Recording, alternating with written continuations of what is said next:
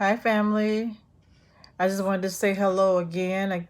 My name is Phyllis Rigel Cowan, and I am here to talk to you today about a segment that I recently did on Rightfully So with the spiritual doula, Angie Hosley, recently, and you can find it on Facebook. Go to Rightfully So and check it out. And this segment was done approximately 2 weeks ago, and it was the name of the segment is Wednesday's Pearls of Wisdom, and I talked a little bit about self care. So, what I want to do is expound on that subject matter on today because a lot of people don't really take the time to acknowledge who they are and spend time with self. We touched on some topics, just basic things, and we discussed, of course, my ministry and how it relates to self care, which was a topic, a subject matter that we discussed. But I wanted to kind of expound on it a little bit.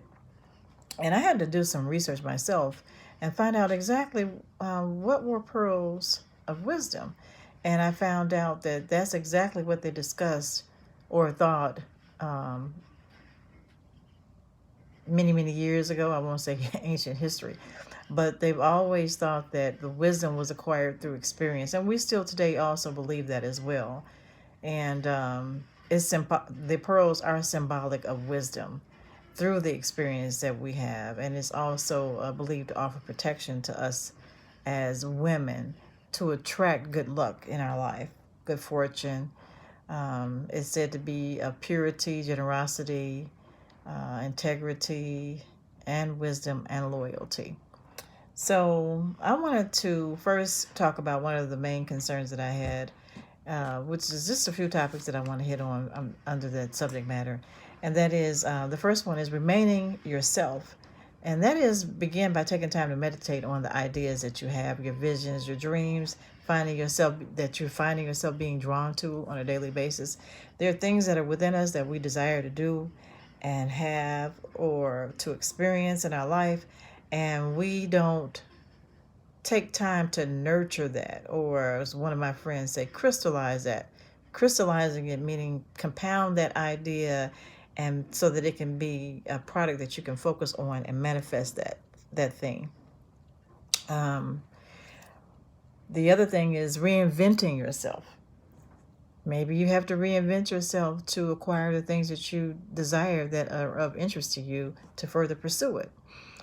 Sometimes we don't acknowledge the fact that this isn't working, or that particular thing isn't working for us anymore, and it's time for change, and we don't want to envelop into the change that we are being inspired to envelop to become. Just like the metamorphosis of a butterfly from the cocoon. Uh, Things change, they evolve, and we have to set our mind to be open and receptive to the change and the evolvement that our minds and our bodies and our spirits are going to adapt to, because we don't want to become complacent. So we have to always be evolving and ready for change. When we do that, we have to decide what exactly our interests are and desires so that we can pursue them. Okay? Number three of remaining yourself is set a realistic goal and time frame in which to acquire this or accomplish this that you're setting out to do or to accomplish. Don't set it out for 3 years. You want to make the accomplishments more at hand. If it's not something that you actually want to acquire within 6 months to a year, then that you wanted to acquire in 3 years, that can be a long range goal. But what is it that you can do within this next 6 months to a year that will get you geared toward what your interest is, your desire, so that you can accomplish it? Because realistically, we want to set these goals so that you can accomplish what it is. You don't want to continue to keep putting it off, and it becomes so faded that you don't even understand what you really started with when you set out for the goal. Number four is write a realistic plan of action. I know that may sound like, okay, I already know what I want, but it sounds good in the mind. But when you start talking about it, it's pieces missing. when you sit down and you start writing about it, you find out it's even more details that you have to attach to the vision. So make a realistic plan of action written so that you can acknowledge it and you can pursue it. Number 5, those of you that have or have not make a vision board. Vision boards or vision boards are a realistic way for you to attach your vision, your idea of a vision in a format where you can see it and you can focus on it daily. Some of us call it treasure mapping, but when we do this, we're acknowledging that we have that goal and we're seeing it visually through on a day-to-day basis. It becomes more tangible to us. So make that vision board, make that treasure map, whatever it is that you have to do so that you can accomplish that vision, that desire, that dream that you have within you. And also make sure that you're going to do it within it. If you have to do the vision board and break it down into time frames, which would make it easier for you to make accomplishments and see it come to fruition rather than you being disappointed about it. But you're going to make realistic time frames and intervals where you can accomplish what it is that you set out to desire. Number 6, be proactive. I can't stress it enough. Be proactive. Don't be a complacent dreamer. Don't want it and desire it and think it's supposed to just fall in your lap. Baby, you got work to do. Half the work is the fact that you accept it. The other 90% is you working it so that you can get it.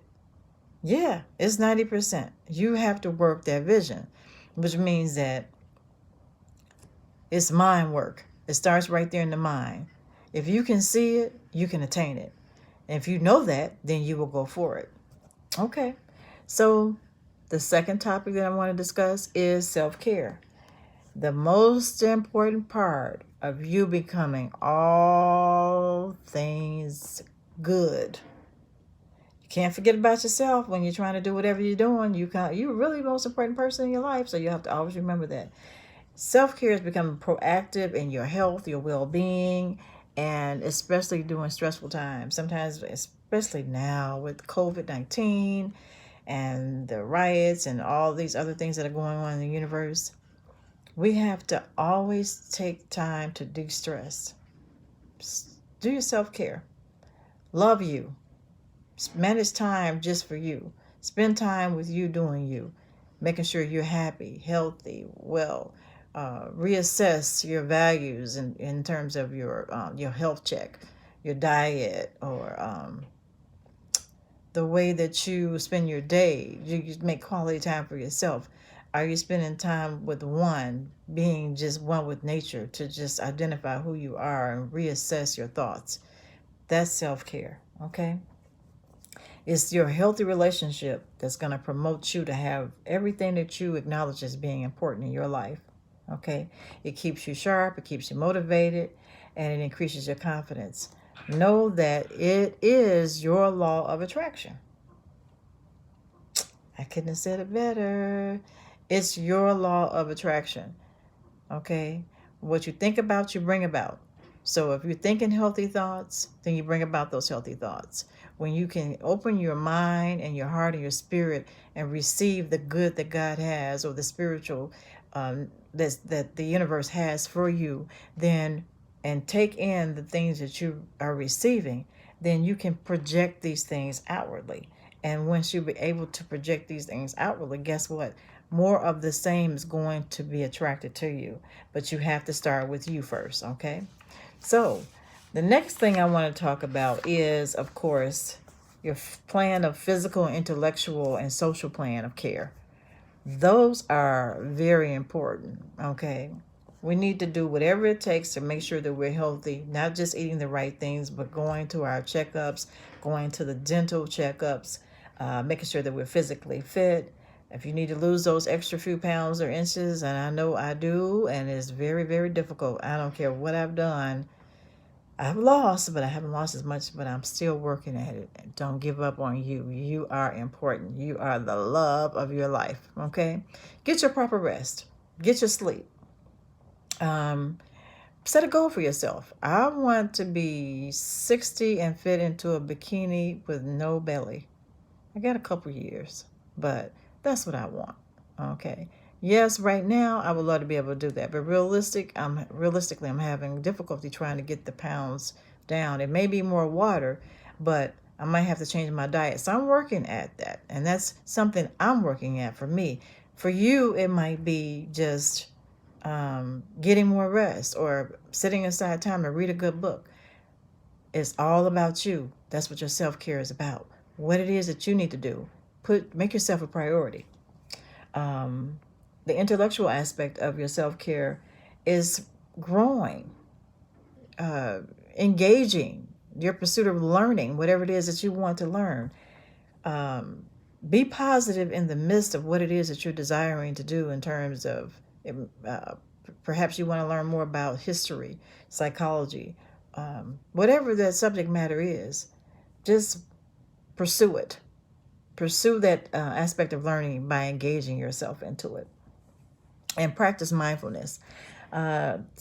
Social is another aspect of your physical plan and of action and self-care and so forth. But socially, you need to be able to interrelate with people.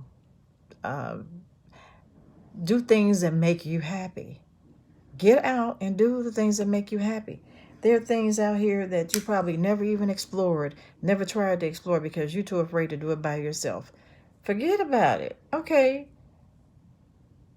Some things for granted, I think that maybe as women, we shouldn't probably do by ourselves. But guess what? There's nothing wrong with you taking in a movie, going out to dinner, and perhaps going maybe to some type of event that's local where maybe they're having some kind of jazz concert that's not too far from home where you don't have to be in a large crowd like in a metropolitan area where you probably would have thousands or hundreds of thousands of people. But venture out and do those things that you like to do. Perhaps you might want to go to a concert, but you're waiting for someone. Don't wait. There are people just like you that are doing just what you are fearful of doing daily. And they're taking that extra step to say, you know what? I can't wait on someone to do something with me that I want to do because that's hindering me from doing what makes me happy. So now you need to take the follow through and go on and tackle that. Go on, make it. Just make maybe one this month, another month, make next month, make another one, tackle something. But be proactive about your self-care and your interest and what happens with you. Find people that are interested in doing some of the things that you're interested in doing. There are people out here that would love to have someone just like you to go to that concert with so they don't have to be alone. They would love to be able to go to the movies or to sit down and have a nice dinner. Some people are so fearful of that, and I don't understand why. There's nothing wrong with you going to sit down and have dinner by yourself. Enjoy whatever that meal is. Take your time. If you want to sit up and talk on the phone with someone while you're there, but it's okay to be by yourself. Some of the best things come through you from the universe when you are alone and or single. And if you are a single man or woman, then the universe gets more out of you because your attention and your time is not tied up in the relationship aspect. And there's so much more that you're able to do. I tell my lady friends this a lot of times. When you get the best time of your life is being single. I know a lot of people don't agree with that, but it is. If you are loving you, if you're loving you and you're getting it in, okay? Yes, I know a lot of people want to be married. They want to be in significant relationships. They want this, they want that. But until you learn how to love yourself, then when you get in that relationship, it's not going to be a healthy relationship because, you need to love yourself first. So think about that. Whatever you're doing now, you want to be able to enjoy that with or without someone significant in your life. And know that there are people out here that will love to be in your company, enjoying life, having dinner, and you'll meet them, having going to a concert or whatever, going to a movie, whatever it is that you want, going to play chess, checkers, work out, whatever it is that you want to do in your self-care. There are people out here that would love to be in your company, and you'll find that you'll meet other people that have the same interests that you have when you're doing that. Okay, so to get off of that subject, I want to talk about the how we meet our teachers. One of the subjects I talked about. We always meet our teacher when we're out here in life, whether it be a friend or an acquaintance. We're meeting someone that can always teach us something. And my statement is we're always seeing that man in the mirror. So guess what? I'm seeing a reflection of myself in you and whomever else that I see. So whatever I see in that person it also exists within me. So that's something that is my teacher, because if I can see something that's not positive in you, then that positivity needs to be in me as well. So I'm teaching myself to be more mindful of the fact that I need to be more positive. Whatever that subject matter is, I don't know what it is for you, but there is something that we're being learned by our teacher if we acknowledge it. We deserve, number 4 under this topic, is that we deserve healthy relationships, that is, or love. And that is that it's not going to be easy or a necessary step of process of spiritual healing, but we can become rejuvenated if we know what we deserve, if we're mindful that we are deserving of it.